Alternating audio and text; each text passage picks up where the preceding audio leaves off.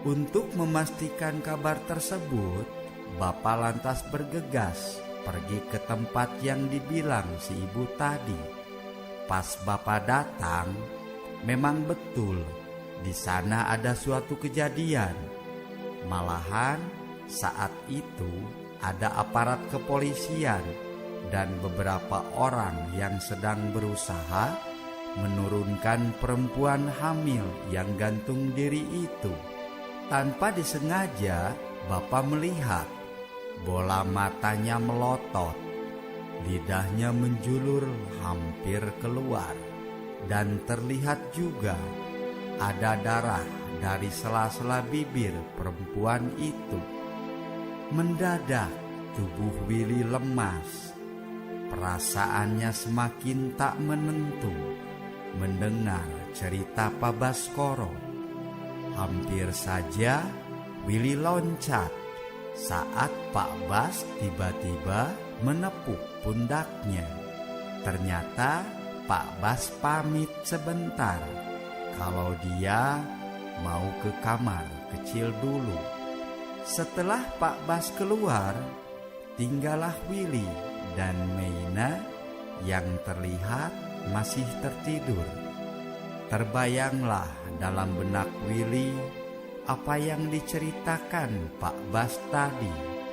Ketakutan mulai menghinggapi pikiran Willy. Dan di saat takutnya semakin menjadi-jadi, tiba-tiba ada suara terdengar lirih memanggil. Ternyata itu suara Meina yang sudah terbangun dari tidurnya. Dengan masih ada sedikit ketakutan saat mendengar cerita Pak Bas, Willy pun lantas mengambilkan air minum untuk Meina. Karena sepertinya Meina masih kebingungan melihat kesana kemari. Mungkin akibat peristiwa semalam. Setelah hampir habis 1 gelas air minum, Meina mulai bangun lalu duduk dan bertanya kepada Willy dengan tatapan heran. Ini di mana?" ucapnya lirih. Belum juga Willy menjawab pertanyaan Meina, Pak Bas datang sambil tersenyum melihat Meina sudah terbangun. Pak Bas pun langsung berucap, "Alhamdulillah kalau Ade sudah bangun." Lalu Pak Bas duduk dan kembali menanyakan keadaan Meina. Meina terlihat bingung, dia hanya menatap kepada Willy. Willy pun menerangkan sama Meina kalau bapak ini yang telah menolongnya karena pingsan, lalu membawa dia ke ruangan kerjanya. Meina pun tersenyum dan nampak malu-malu mengucapkan terima kasih pada Pak Bas. Terdengar sayup-sayup suara azan. Waktu sudah pukul 4.30 pagi. Meina berbisik kepada Willy mengajak pulang. Willy pun pamit sama Pak Bas.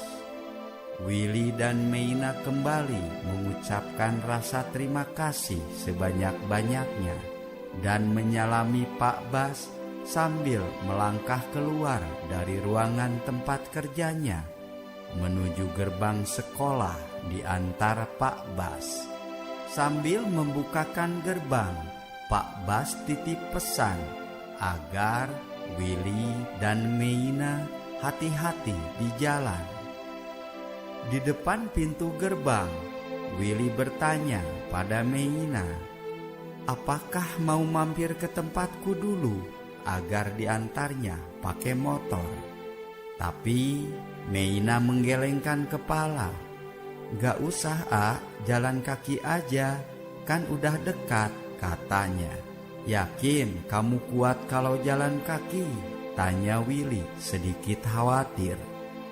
"Setelah kita berjalan kaki kurang lebih 15 menit, sampailah kita di dekat sebuah masjid yang berada di daerah Jayagiri, Lembang.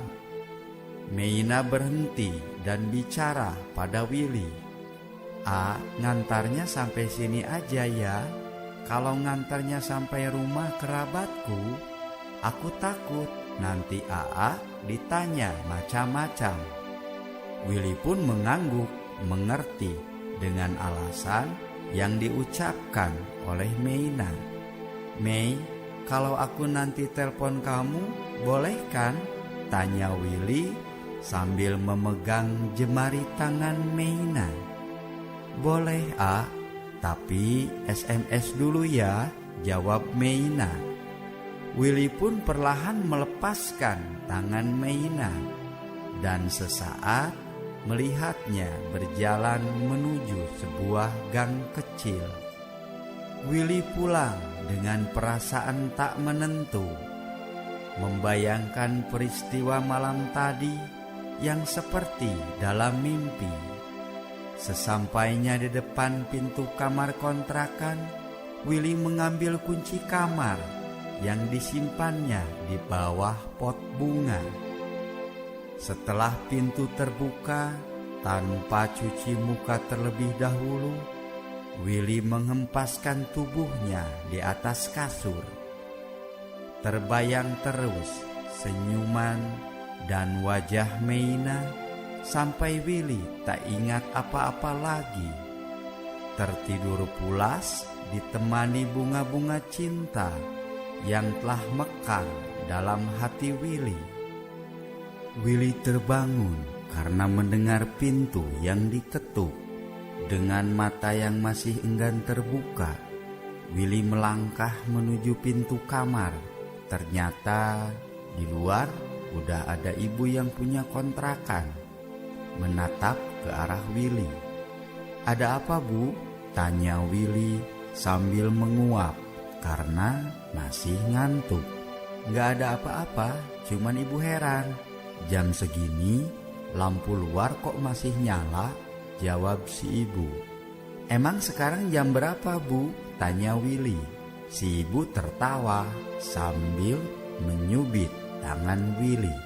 "Sekarang udah jam 1 siang, Kasep," katanya sambil pergi begitu saja meninggalkan Willy yang masih bengong.